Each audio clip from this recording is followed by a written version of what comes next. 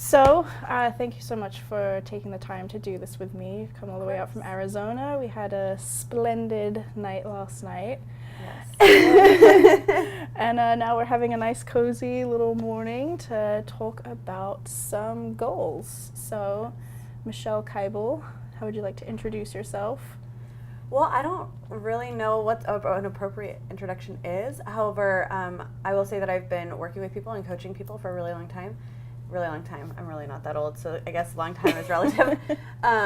However, it's one of the things that I'm most passionate about is helping people go after what it is that they want and create the life of their dreams. And I think that all starts with the little stuff today and setting goals today such that we get to move forward in the direction that we actually want to go. Yeah. And so, I mean, that's what I'm most passionate about. I don't really know if there's anything else to say other than that. I do a lot of different things. However, this is absolutely what I'm the most passionate about, is helping people create the life that they want.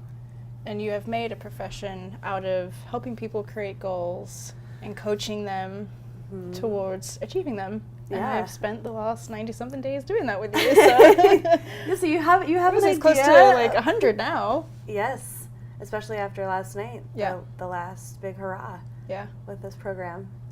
Yeah, so I came across a really cool quote yesterday about goals, and it wasn't really a quote, it's a study, and it says, according to Dave Cole, professor emeritus at Virginia Tech, people who regularly write down their goals earn 9 times as much over their lifetimes as the people who don't, and yet 80% of Americans say they don't have goals. 16% do have goals, but they don't write them down. Less than 40% write their goals down, and fewer than 1% actually review them on an ongoing basis. So, in light of that, of the few people who actually do set goals, what is it that allows people to kind of fail, or at least not continue? I mean, we've got January coming up, and there's that old-time story of everyone goes to the gym in January, and then mid-February it all stops, and then the actual gym goers come back out of hiding. They take a break. So why does that happen? Why do people just stop running for their goals? Well, so from my perspective, I think that a lot of times we set ourselves up for goals that we may not even actually want, or we don't actually have any attachment to them. We are setting goals based off of what we think everyone else wants us to do, which I find often. And I think that after your experience going through the program, there are people that do set goals based off of how it's going to look good to everyone else and not something that actually lights themselves on fire. And when I say that, like, not literally lighting yourself on fire, however, something that like burns within you, that like makes you get up every single day and do what you have to do in order to make something happen. And I think that there's a lot of people out there that set goals based off of what they think everyone else wants them to do. Like, how many people do you know set a weight loss goal every single year? I'm guilty, been there, done that. And because there's no actual attachment to it, like, there's no reason for it other than the fact that I think I need to look a certain way for other people. However, if I set a goal around money, if I set a goal around money, you know what I mean. Yeah. Let's try that again. So if I set a goal around money, I'm way more driven because I know what the end result is going to be called I get to have more liberty in my life. So there's a difference between the why, if you will, the motivating factors behind it that make me go after it. Mm-hmm. And if you don't have that, most people don't complete whatever it is that they set out to do. Now, someone that has a goal of weight loss, if you want to stick with that, that is 100% clear that if I don't, the end result of me not focusing on these things is going to be like awful and possibly terminal. They're going to do something different because they want to stick around. And especially if they have children or something, if they have some kind of something that's going to motivate them to keep it up, because it's not just that. It's not, at that point, it's not just hitting the goal. And it's the same thing with like financial goals, emotional goals, like your relationship goals. There has to be something that keeps you moving forward after you hit it, because otherwise you're going to go right back to where you were before. So I think that it's being super clear on the purpose of your goals and why it is that you're setting them in the first place and what you want to create as a result of that. Because people don't set money goals just to have money. Like, there's something they want to do with that money. Mm-hmm. People don't set weight loss goals just because they want to be skinny. Like, what if they want to run a marathon, if they want to be around some women that I know, and I'm at that age now where this is happening, they focus more on their health because they want to have babies, and they want to make sure that they're healthy enough to not only have a child but to stick around, and be able to take care of their child. So there's a different motivating factor there. It's way more emotional. You know, I think that sometimes we set arbitrary goals because it's something that is going to look good to somebody else, and it's not something that actually lights us up and that we actually really want to make happen. What it comes down to is people just haven't really figured out what the end result is for them, like why they're really doing it. Yeah, I think there has to be an emotional attachment to what you're doing. You know, like I said, people don't set goals around having a lot of money just so they have a lot of money. Like, I know a lot of people that have really incredible financial goals, and it's mostly so that any issue that they come up against that might be financially related, they simply write a check and they move on. And that's not something they have to put their energy into. And it's not so that they have all the money in the world, but that they can eliminate all of the issues that might come up because of money. Because let's be real, there's a lot of them. And what kind of problems do we create when we don't have that? So they have really big financial goals, such that that's never a thing for them. You know, so there's something very emotionally attached in that situation where they will make sure they do whatever it takes to have the money that they need so that that's never an issue. Do you ever think that people set goals that are just too far-fetched for situations that they might be in? Yeah, well, yes. So I think that first and foremost, when someone is setting a goal, you have to be very, very clear on your point A. So if you were to be dropped in the middle of the desert in order to get back to the city, it doesn't matter if you know where the city is. If you don't know where you are, you have no idea which direction to go. So you have to get super clear on where you are right now. And sometimes that's painful, and no one wants to really take a look at that sometimes. Most people don't want to take a look at that, let's be real. Because it's hard. Yeah, it is. And it's the reality of where we're at right now and how it may not be serving us. Even though some people have been saying for 10 years they want to do X, Y, and Z, and they haven't done it yet. And it's because they haven't gotten really honest about where they are right now. So until you get super honest about where you are right now, there's no way you can get to where you want to go. So when you say far-fetched, I would say that's when it applies, when they have no idea what their starting point is, because you have to know that first. And if you can figure that out, let me rephrase that. When you figure that out and when you get super honest about it, that's when you can start moving forward, because you actually know where you're moving forward from. You know, like you have to be very clear on your point A. So then what process should people go through in setting their goals? You said, you know, you need to know what your point A is. So where are you at right now? And then where do you go from there? So the method that's been around for ages is the SMART method. So specific, measurable, attainable. Some people say realistic. I say risky, because you want something that's going to push yourself, and then you want it to be timely. So you know exactly what you're going to do. You know the time frame you're going to do it in. You know that it's going to happen. It can happen within that time frame, and that it's measurable, meaning that you know 100% when you achieve the goal. And there's like, if people set funny goals sometimes. Like, I'm not even able to think of it right now because I'm so in the mode of our game right now. So I'm thinking of your guys' goals, which are which were definitely within the SMART method. But they set goals that have no real end result. Like, it's, you know, I want to learn to dance. Well, what does that mean? What does that mean? How do you assess However, that? Over the next 90 days, I'm going to take 24 dance lessons. So I'm going to go twice a week and take 24 dance lessons. And end result being I learned how to dance. However, there has to be some kind of action. There's no way of knowing that you learned to dance because what does that mean? There's too much, it's too vague. Yes. There's too much wiggle room, if you will. And people create wiggle room so that they don't actually have to do what they say they're going to do. Like and I'm sure you've seen it. Like, people create wiggle room so anybody can interpret it however they want, and then they can say they did it even if it doesn't really look the way they wanted it to look. Does that make sense? Yeah. I see you're processing it. You're like, oh, yeah. Yep. So let's go through that SMART process. What was the first one you said? Specific. Yes. So you said that it's not just, oh, I want to learn how to dance. I'm going to take 24 classes over the next... I'm going to take dance lessons. Yeah. And then you want it to be measurable. So how many dance lessons are you going to take? Like, are you going to do one dance lesson and that's going to be how you learn to dance? Or are you going to really get good at dancing?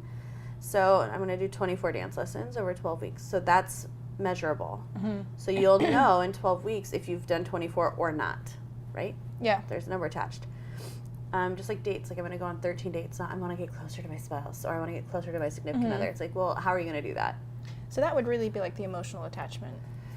Start with like, oh, I want to be closer to my spouse or I want to learn how to dance. Yeah, like so, and why is it that you want to learn how to dance? Like maybe you've always watched people dance and it's like something that's so awe-inspiring to you and you've always wanted to do that. And you decided a long time ago that you have 2 left feet, so it's never going to happen.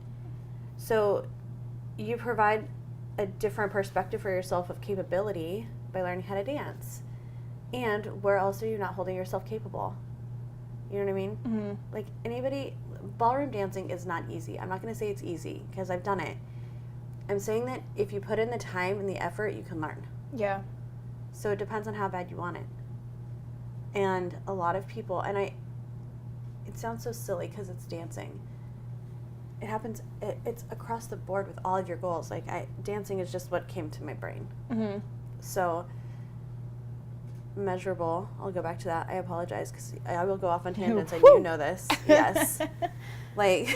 There she goes. Yeah, so like, but you brought up the emotional attachment. So that's where, and then my brain just kept going. So it is like there's a reason why people set certain goals, and it's if you can sort out the why, even if for yourself, if you can sort out the why, you're more motivated to get it done.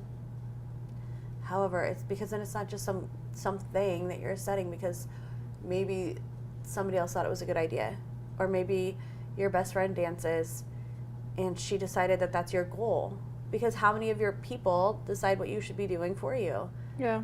And a lot of people do that. Like they have other people deciding for them and they're not the ones making the decisions. However, there's something behind it. Like I've always wanted to learn how to dance. And I've watched people dance my whole life. And sometimes when I'm bored, I watch YouTube videos of people dancing because I want so badly to learn how to dance. And yet if I were to ever go out, I would be the one sitting there.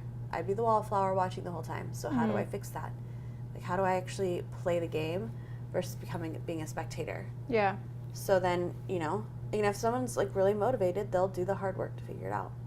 Yeah. And so measurable would be the number, like how many times you're going to take dance lesson.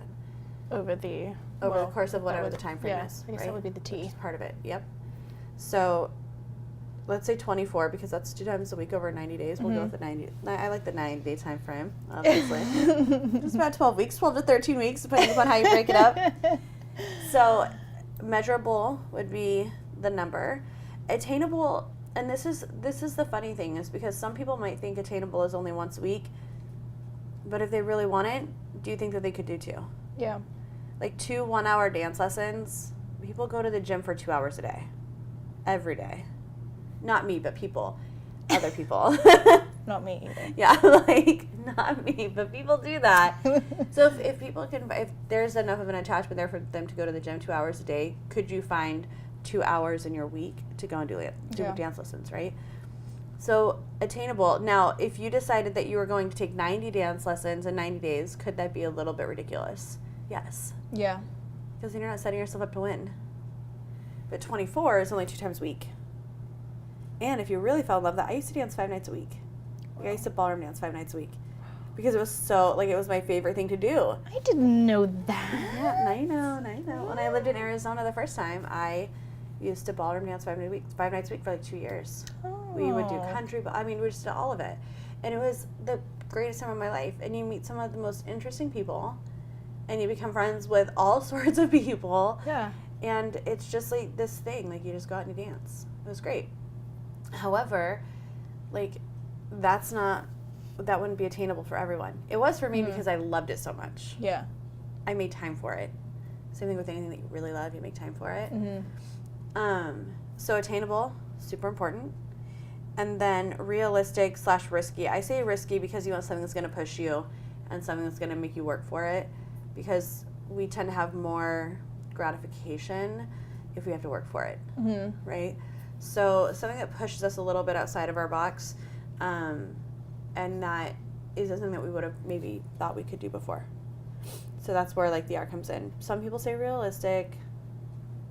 I feel like that would be more of the attainable.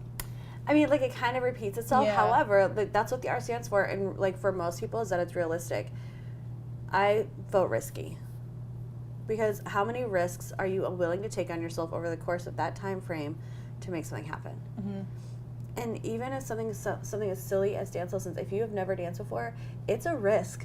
Yeah. Like, you have to put yourself in a situation that you are not comfortable in, and then make it happen. So it's risky. I think it sets a totally different tone for what you're going after. However, if you're more comfortable with realistic, start there and then move towards risky. Like, make that happen. And then the T is obviously the time frame. And that can be whatever you want. It can be 30 days, it can be 60 days, it can be 90 days, it can be what do I want to create in a year. With the year coming up, like the new year coming up, I think that it's great for people to project their vision and then set smaller goals within that. So, like, how are you, like, this is what, at the end of 2018, I know it's going to be a killer year. Like, I know I own this year if all of these things happen. Okay, so to make that happen, in the next 90 days, I have to do X, Y, Z to be on track for that. I think that's brilliant. So, but timely can be any span of time that you want to set. It's more manageable, though, when they're broken up into smaller chunks of time. So, doing it that way, could you say that, set a group of goals for 90 days, and then each goal is just leading up to a bigger goal? Possibly? Yeah, so one of the things that I think is super valuable is for people to understand their vision. Like, you are pretty clear on certain parts of your vision. I'll say certain parts. I'm not clear that, and mostly just because I don't have, like, we haven't really sat down and talked about it. If you're clear in every single part of your vision, and you might be. Like I said, we just haven't had that conversation. However, if you're clear on your vision, and you're setting goals in regards to your vision, and and maybe your vision is a 5-year vision, but if you're not on track in that first year, is it going, I mean, it's still possible for you to make it happen in the 5 years. However, is your life going to be a lot more difficult? So it's good to be clear on what you want the actual vision to be, so that you can start making efforts towards it. And you can say no if it doesn't suit your vision. Like, and how many people are awful at saying no? I'm one of them. And it's a boundary that I've had to learn and become better at over the course of the last 8 years, because I am awful at saying no. However, if I'm clear on my vision, I know that there are things in my life that I'm going to have to say no to. There are people I'm going to have to say no to. And it doesn't mean that I don't care about them. It's just that I care about my vision more. And it's not bad to be in that place. Yeah. It doesn't make you selfish or awful. It just means that you choose your vision over someone else's. Right. And having been an employee for companies for a really long time, I was really bought into other people's visions for a really long time, and not so much my own. But I was making other people rich. I was saving my other companies lots of money by doing what I did. And I was miserable. But that's because I wasn't working on my vision. I was working on someone else's. So you have to learn to say no. It's another tangent. Yeah, so I was going to say, so basically, to take it all way back, you need to figure out your why and your vision. And your vision. And it could be a vision for the next 5 years. So in 5 years from now, I'll be this age. I want to be a homeowner or a landowner. I want to have my own business. I want to be making X amount of money. And maybe married if you're single, or if you're married, have a certain number of kids. And then set up your goals from there. So in this 90 days, I'm going to do this. And then in the next 90 days, I'm going to do this. Right. It's and not to turn the tables on you on this. However, you just finished the game. So you just finished the big game. And now you're moving into your, day 91 or the next 90 days, because it never stops, in my opinion. So are you clear on what the next 90 days looks like, such that your show is in a completely different place after having launched it, and like your relationship is growing and getting better and better all the time as you guys work towards marriage. Like, are you clear on what all of that looks like, such that like you're going to keep taking action steps every single day?